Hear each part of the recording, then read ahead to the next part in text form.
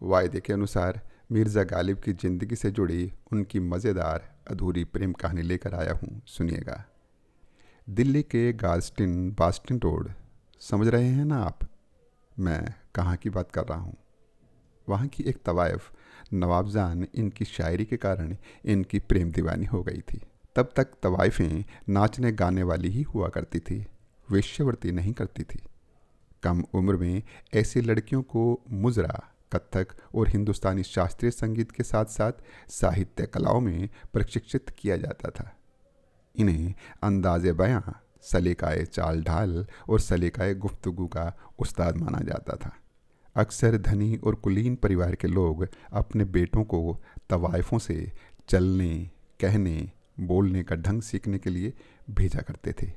तवाइफें नृत्य करके, गज़लें, कविताएं और शायरी सुनाकर महफिलों में अपने चाहने वालों का मनोरंजन करती थी। तवाइफें अक्सर अपने कोठे पर स्थानीय बुद्धिजीवियों की बैठकें भी आयोजित करती थी। बैठक की अध्यक्षता कोठे की सबसे वरिष्ठ तवाइफ करती थी। ऐसी ही बैठकों में नवाबजान ने कई बार मिर्ज़ा गालिब को निमंत्रण भेजा, किंतु मिर्ज़ा गालिब उसकी किसी भी बैठक में शरीक नहीं हुए। तवाइफों का लेखकों, पत्रकारों और कवियों के बीच अच्छा प्रभाव होता था। कवियों की इच्छा होती थी कि कोई मशहूर तवाइफ उसकी रचनाएं गाए। एक दिन नवाबजान को मिर्ज़ा साहब दिल्ली के मीना बाज़ार में मिल गए, तो नवाबजान ने मिर्ज़ा साहब को बड़े अदब से अपने कोठे पर तशरीफ़ लाने का निमंत्रण दे दिया। तवाइफ का कोठा कला और संस्कृति का प्रदर्शन स्थल होता था और केवल शहर के कुलीन और धनी संरक्षकों के लिए खुला होता था। तब तक दिल्ली में तवाइफों का मुजरा करवाना भी अमीर होने का परिचायक माना जाता था। मुजरे के लिए विशेष आयोजन किया जाता था। घर के बड़े बड़े आंगनों और दालानों में खूब सजावट की जाती थी। रोशनी इतनी की जाती थी कि रात भी दिन लगता था। इस तरह के आयोजनों में तवाइफों को आम दर्शकों के सामने अपने कौशल को प्रदर्शित करने का मौका मिल जाता था। नवाबजान के निमंत्रण पर एक दिन मिर्ज़ा गालिब उसका मुजरा देखने चले गए। मिर्ज़ा गालिब को अपने कोठे पर आया देखकर नवाबजान बहुत खुश हो गई और उसने मिर्ज़ा गालिब के आने की खुशी में उन्हीं की ही एक नज़्म गाकर सुना दी। तो मिर्ज़ा गालिब भी नवाबजान के दीवाने हो गए और अपनी जूतियां चटकाते हुए अक्सर उसके कोठे पर जाने लगे और घंटों नवाबजान के साथ बिताने लगे। एक कोतवाल था हातिम अली मेहर, वो भी नवाबजान का मुजरा देखने आता था और वो नवाबजान को कीमती तोहफे देता रहता था। मिर्ज़ा गालिब से बातें करते हुए नवाबजान मिर्ज़ा गालिब को हातिम अली के तोहफे दिखा देती थी।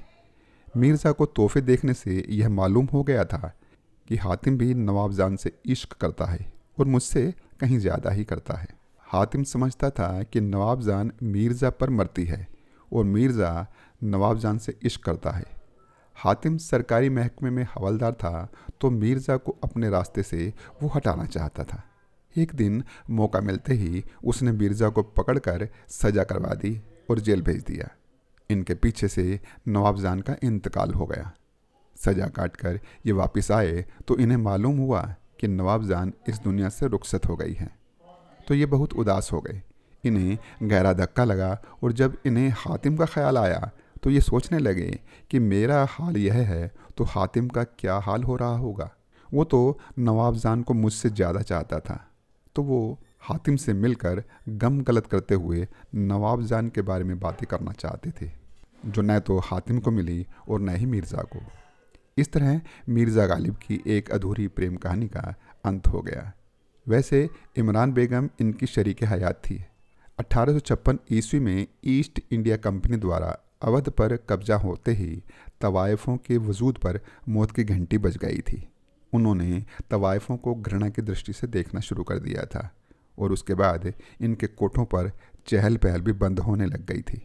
मजबूर होकर तवाइफों ने रोज़गार ढूंढना शुरू कर दिया था।